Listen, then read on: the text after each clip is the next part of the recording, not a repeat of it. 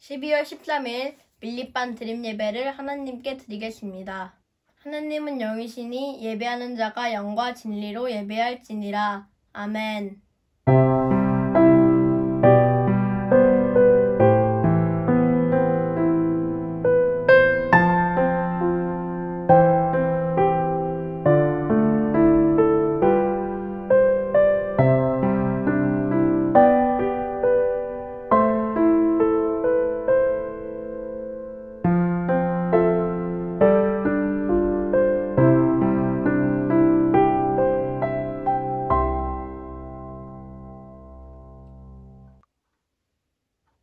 다 같이 사도신경으로 우리의 신앙을 고백합니다. 나는 전능하신 아버지 하나님, 천지의 창조주를 믿습니다. 나는 그의 유일하신 아들, 우리 주 예수 그리스도를 믿습니다. 그는 성령으로 잉태되어 동정녀 마리아에게서 나시고 본디오 빌라도에게 고난을 받아 십자가에 못 박혀 죽으시고 장사된 지 4일 만에 죽은 자 가운데서 다시 살아나셨으며 하늘에 오르시어 전능하신 아버지 하나님 우편에 앉아 계시다가 거기로부터 살아있는 자와 죽은 자를 심판하러 오십니다. 나는 성령을 믿으며 거룩한 교회와 성도의 교제와 죄를 용서받는 것과 몸의 부활과 영생을 믿습니다. 아멘. 다 같이 그 맑고 환한 밤중에 1절 찬양하겠습니다.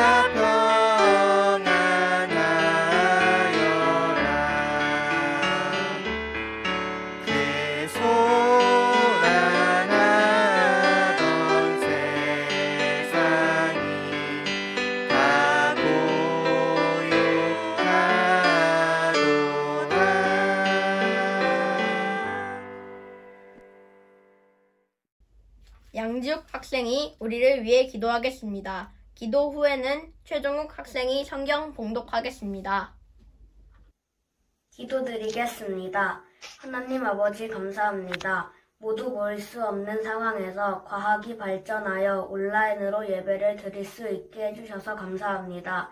하지만 우리는 성전에서 하나님을 만나고 싶고 그리운 선생님과 친구들도 보고 싶고 예전처럼 선생님과 성경 공부하며 말씀 먹고 자라고 싶습니다. 하루빨리 전염병을 없애주시고 우리 교회 친구들과 선생님들과 전도사님, 목사님들을 지켜주세요. 학교를 안 가고 집에만 있으니 부모님께서 힘드실 텐데 하나님께서 모든 친구 부모님들께 힘을 주시고 친구들이 형제들과 사이좋게 지내게 해주세요. 오늘 말씀을 전해주시는 전도사님께 성령님이 함께 해주시고 저희는 은혜 받게 해주세요.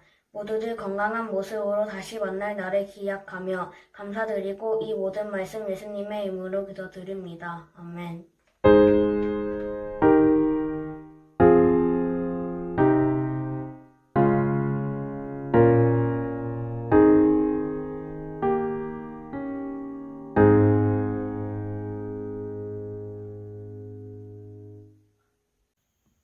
오늘 하나님께서 우리에게 주신 말씀은 누가복음 2장 10절에서 11절입니다.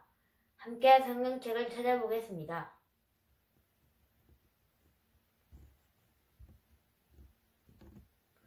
누가복음 2장 10절에서 11절 말씀을 한 목소리로 봉독하겠습니다. 천사가 이르되 무서워하지 말라. 보라, 내가 온 백성에게 미칠 큰 기쁨의 좋은 소식을 너희에게 전하노라. 오늘 다윗의 동네에 너희를 위하여 구주가 나셨으니 곧 그리스도 주시니라. 아멘. 하나님의 말씀입니다. 다 같이 나의 모습, 나의 소유 찬양하면서 가정에서 준비한 예물을 하나님께 드리겠습니다.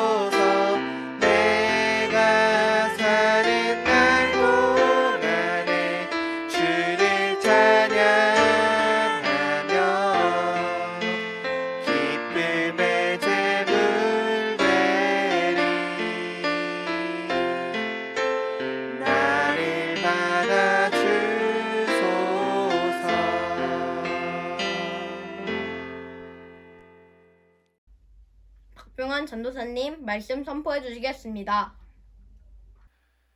샬롬, 소년부 친구들, 따뜻한 한 주 보냈나요?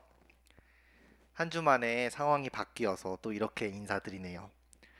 조금씩 반을 나누어서 성전에 초청의 예배를 드리는 것도 이제는 더 조심스러워졌기에 다시 가정 예배로 전환이 되었어요. 그래서 아쉬움이 참 크지만 그래도 가정에서 우리 친구들이 온라인으로 함께 예배를 드리고 있고 또 대림절 달력에 말씀을 읽고 스티커를 붙이는 등 소년부 친구들이 각자의 방식으로 아기 예수님의 오심을 기다리고 있음에 한편으로는 참 감사함을 느껴요. 대림절 셋째 주인 오늘도 하나님이 내게 주신 말씀을 잘 들으며 예수님을 기다리는 우리 친구들이 되기를 축복해요. 2000년 전 자기 백성을 죄에서 구원하실 예수님이 베들레헴에서 탄생하신 소식을 우리는 들어서 알고 있어요. 지난 시간에 마태복음에서 큰 별을 보고 메시아의 탄생을 믿은 동방 박사들이 그를 경배하기 위해 먼 곳에서 찾아오는 모습을 보여주었죠. 그에 반해 헤롯 왕과 유대 지도자들은 가까운 거리였음에도 불구하고 찾아가기는커녕 냉담한 반응을 보여주었어요. 이렇게 둘의 반응이 엇갈렸었는데요. 오늘 누가복음에서도 예수님의 탄생에 관한 기사가 기록되어 있어요. 누가복음에서는 어떤 내용을 강조하며 다루고 있는지 전도사님과 천천히 살펴보아요. 우선 예수님께서 태어나실 즈음의 시기는 가이사 아구스도라는 황제가 통치하던 시대였어요. 그는 로마 제국을 건설하고 온 세계를 자신의 통치하에 두었지요. 지난 시간에 살펴본 헤롯 왕도 강력한 통치를 한 왕이었지만 로마 황제 밑에 있던 왕에 불과했어요.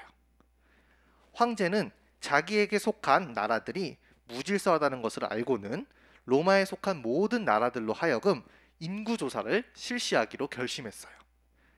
당시 인구조사는 각 사람의 고향에서 실시되는 것이 관례였어요. 그의 명령은 절대적이었기에 예수님의 아버지였던 요셉은 만삭의 아내 마리아를 데리고 나사렛에서 고향 베들레헴으로 올라갈 수밖에 없었어요. 바로 이때 예수님께서 세상에 태어나셨지요. 그러나 안타깝게도 요셉과 마리아가 베들레헴에 올라갔을 때에는 그들이 거할 여관이 없었어요. 빈 방이 없었죠. 결국 마리아는 아기 예수님을 짐승들의 먹이를 놓는 구유에 낳을 수밖에 없었어요. 그래서 그가 태어나신 곳은 왕궁이나 호화로운 집이 아닌 아무도 돌보지 않는 비천하고 누추한 구유였어요. 이렇게 세상을 구원하실 예수님은 비천한 곳에서 탄생하셨어요. 그런데 예수님은 비단 비천한 장소에서만 태어나신 것은 아니에요.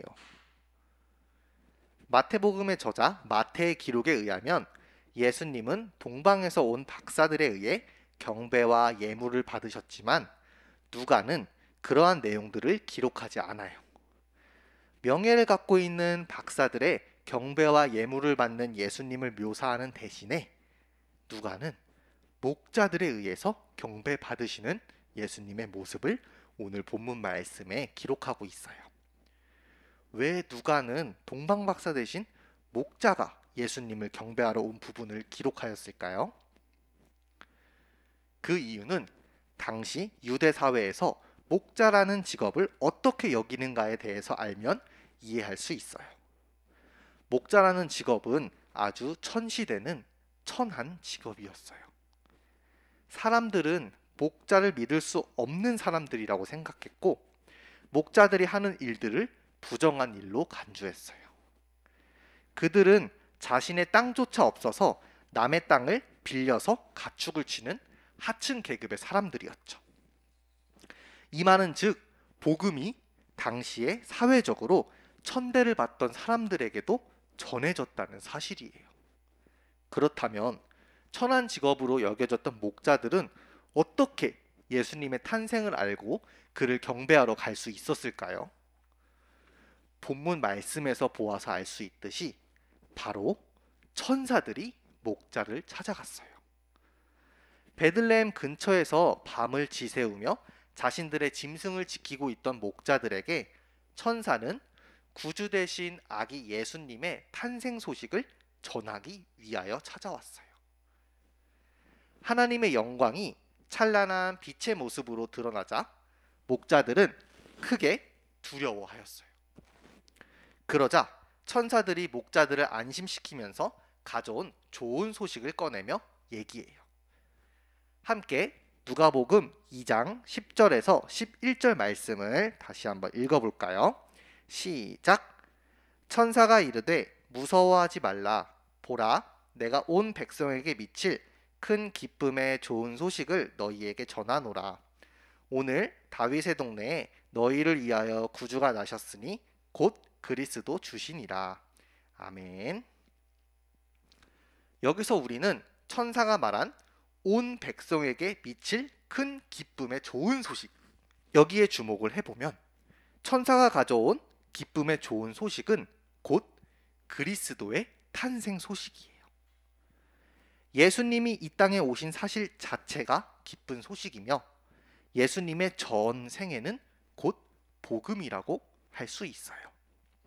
그런데 그 좋은 소식의 대상인 온 백성은 누구를 가리킨 표현일까요? 예수님께서 세상에 오셔서 구원하실 대상은 단순히 이스라엘에만 제한된 것은 아니에요. 온 백성은 이스라엘과 동일한 표현이지만 단지 혈통을 이어받은 이 땅 위에 살아가는 이스라엘 백성만을 가리키는 것이 아니라 하나님의 모든 백성들을 가리키는 표현이에요. 즉, 예수님의 구원은 유대인에게만 한정된 것이 결코 아니에요. 이방인들까지 포함한 전 세계적, 전 우주적인 그런 구원이에요. 이는 당연히 오늘을 살아가는 우리에게도 적용이 되지요. 이처럼 예수님은 온 세상에 큰 기쁨을 가져다 주시는 분이세요. 바로 그분이 오늘 다윗의 동네에 태어나셨어요. 다윗의 동네는 다윗의 고향인 베들레헴이에요. 이 다윗의 동네라는 표현은 이스라엘에게 지속적으로 약속되었던 언약의 장소로서 영원히 다윗의 왕위를 이어갈 메시아의 탄생지이기 때문에 중요한 의미를 띠고 있죠. 설교 앞부분에 전도사님이 인구조사를 위해서 요셉과 마리아가 베들레헴을 향하여 올라가고 있음을 이야기했었죠. 일반 사람들이 보기에 이는 그저 로마 황제의 명령을 따라서 한 시골 사람이 베들레헴으로 여행 가고 있는 것으로 보일지도 몰라요. 하지만 이 여행은 하나님의 섭리 가운데, 하나님의 계획 가운데 반드시 이루어져야 하는 사건이었고, 이로 인해 베들레헴에서 다윗의 왕위를 이을 메시아가 태어나고 언약이 성취되었어요. 베들레헴으로 가서 아기 예수님을 보고 경배하라는 천사들의 소식을 들은 목자들은 어떤 반응이었을까요? 아마도 그들이 생각하기에 그 아기가 진정 메시아라면 목자들이 아기를 보러 갈 때 그 부모가 거부했을지도 몰라요. 목자들은 비천한 존재였기에 자신들이 환영받으리라고 생각하지 않았을 거예요. 그래서 천사들은 표적을 목자들에게 전해주어요.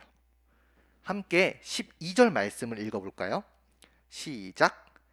너희가 가서 강보에 쌓여 구유에 뉘어 있는 아기를 보리니 이것이 너희에게 표적이니라 하더니. 아멘. 목자들이 아기 예수님을 찾아가면 강보에 쌓인 아기를 발견할 것이라고 천사들이 말해요. 강보는 갓 태어난 아기들의 몸을 싸매는 천인데 목자들처럼 농부들이 갓난 아이에게 하는 일이라고 해요. 더욱이 이 갓난 아기가 구유에 누워 있을 것이라고 말해주면서 크고 으리으리한 그런 부유한 집이 아닌 목자들이 사는 집과 같은 평범한 농가, 마구간 구유에서 태어남을 알려주면서 그들의 마음을 안심시켜요. 이것은 그들에게 정말 좋은 소식이죠. 목자들이 아기를 찾아가도 천박하고 누추한 너네가 여기가 어디라고 와! 라는 말을 듣지 않기 때문이죠. 이것이 비천한 목자들이 받은 표적이었어요. 용기를 얻은 목자들은 자신들이 돌보던 양떼를 두고 아기 예수님을 만나기 위해 서둘러 찾아 나서요. 그리고 베들레헴에 도착한 그들은 정말로 강보에 쌓여 구유에 놓인 아기 예수님을 발견하게 돼요. 목자들은 자신들이 겪은 일을 들려주었고 그 말을 듣는 모든 이가 이 이야기를 듣고 놀랐어요. 그리고 목자들은 천사들로부터 들은 바와 실제로 본 것이 똑같음을 알고서 하나님께 영광과 찬양을 올려드려요. 여기에는 그들이 걱정했던 것과 달리 메시아의 부모에게도 환대를 받았음을 알 수 있어요. 마리아는 목자들이 한 말들을 마음에 새기며 생각하는 모습까지 보여주었어요. 말씀을 듣고 있는 모든 사랑하는 소녀모 친구들, 누가복음의 저자 누가는 말구유에서 탄생하신 예수님, 그리고 천사들이 들려준 기쁘고 좋은 소식, 이를 들은 목자들의 경배를 다룸으로써 예수님께서 비록 낮고 천한 모습으로 이 땅에 오셨으나 천사들과 인간들로부터 경배받기에 합당하신 분이심을 강조하고 있어요. 더군다나 누가에 의하면 예수님을 경배하러 온 인물들은 헤롯 왕궁에 있던 지도자들이나 높은 관리들이 아닌 아무도 알아주지 않고 도리어 무시를 당하는 목자들이었어요. 이 비천한 목자들은 천사의 예고를 통해서 구주 대신 아기 예수님의 탄생을 알게 되었고 그를 찾아가 목격하고 경배하는 그런 영광을 안게 되었지요. 우리가 아기의 탄생으로만 보았을 때 그 자체는 평범한 보통의 사건으로 보일 수 있어요. 그저 그 비슷한 시간에 태어난 많은 아기 중 하나일지도 몰라요. 그러나 베들레헴의 말구유에 오신 아기는 달라요. 그분은 찬양과 경배를 받으시기에 합당하신 분이에요. 특별히 그 아기는 목자들과 같은 가난하고 비천하고 배척당하고 무시당하는 자들을 위해서 태어나셨지요. 예수님을 경배하러 가기 위해서는 어떠한 신분의 벽, 계급의 벽도 없어요. 목자들과 같이 낮고 천한 사람들도 경배할 수 있어요. 예수님도 우리와 같이 평범한 어느 베들레헴의 가정에서 태어나셨고 강보에 쌓여 구유에 누인 채 이 땅에 오셨어요. 그렇다고 우리가 낮아져야 하나요? 우리가 비천한 존재가 되어야 하나요? 그건 아니죠. 앞서 마태복음에서는 베들레헴에 동방 박사들도 경배하러 갔었잖아요. 예수님은 가난하고 비천한 자들뿐만 아니라 부자들과 황금, 유향, 몰약을 가지고 등장하는 박사들을 위해서도 오셨어요. 즉, 예수님 앞에 우리 모두는 낮거나 높거나 똑똑하거나 부족하거나 할 것 없이 누구나 똑같이 경배하러 나아갈 수 있고 누구나 똑같이 환대받을 수 있어요. 전도사님, 저 사실 대리임절 달력 다 못했어요. 저 대리임절 출석 체크도 꾸준히 못했어요. 남들과 비교할 때는 한없이 작고 부족해 보여요. 아기 예수님의 탄생을 적극적으로 또 기쁨으로 기다리지 못했어요. 라는 친구들이 있다면 다 그래도 괜찮아요. 지금부터 그저 주님을 기다리고 경배하는 마음으로 주님 앞에 나아오세요. 천사들이 전해준 이 기쁨의 소식을 마음에 품고 주님을 만나러 오세요. 예수님 앞에는요, 빈부격차가 없어요. 직업에 귀천도 없어요. 예수님을 경배하러 나가는 데에는 어떠한 장애물도 우리를 막을 수 없어요. 예수님 앞에서는 모두가 똑같이 사랑받고 똑같이 환대 대접받을 수 있어요. 왜냐하면 그 기쁨의 좋은 소식, 복음은 온 백성에게 해당되는 것이기 때문이지요. 이를 믿고 우리 소년부 친구들 한 명 한 명 빠짐없이 모두 다 주님께 나와서 예수님의 탄생을 기뻐하며 경배하기를 축복합니다. 함께 기도하겠습니다. 사랑이 많으신 하나님, 다윗의 동네에 우리를 구원해 주실 구주 예수 그리스도를 보내주심에 감사합니다. 예수님이 태어나셨다는 그 기쁨의 좋은 소식을 천사들에게 들은 목자들은 비록 낮고 천한 신분이었지만 예수님께 나아가 경배할 수 있는 기회가 주어졌고 환대까지 받으며 돌아갔습니다. 그리고 그 기쁨의 좋은 소식을 오늘 우리에게도 들려주신 하나님, 부족하고 연약한 우리도 예수님께 경배하고 영광 돌릴 수 있음에 참 감사합니다. 이제 그 복음의 소식을 소년부를 포함한 우리 가족, 친구, 이웃, 그리고 전 세계의 모든 사람들이 함께 듣고 그 기쁨을 누릴 수 있도록 언제나 우리와 함께 해주세요. 평강의 왕이신 예수님의 이름으로 기도드립니다. 아멘. 가정, 학교, 이웃을 위해 함께 기도하겠습니다.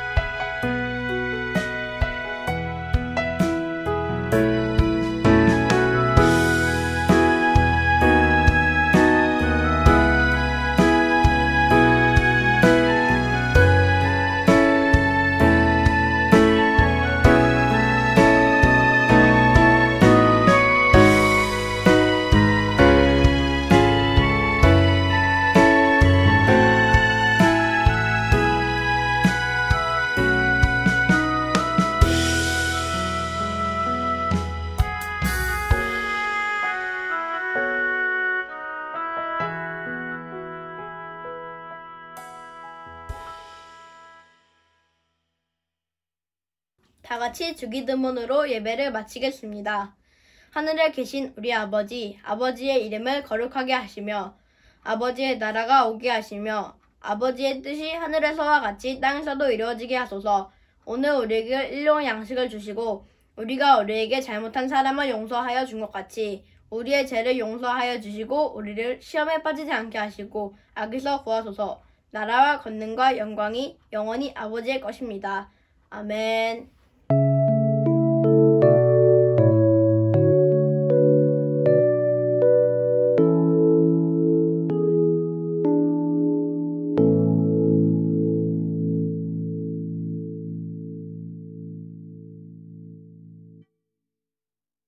소년부 친구들, 광고 시간이에요.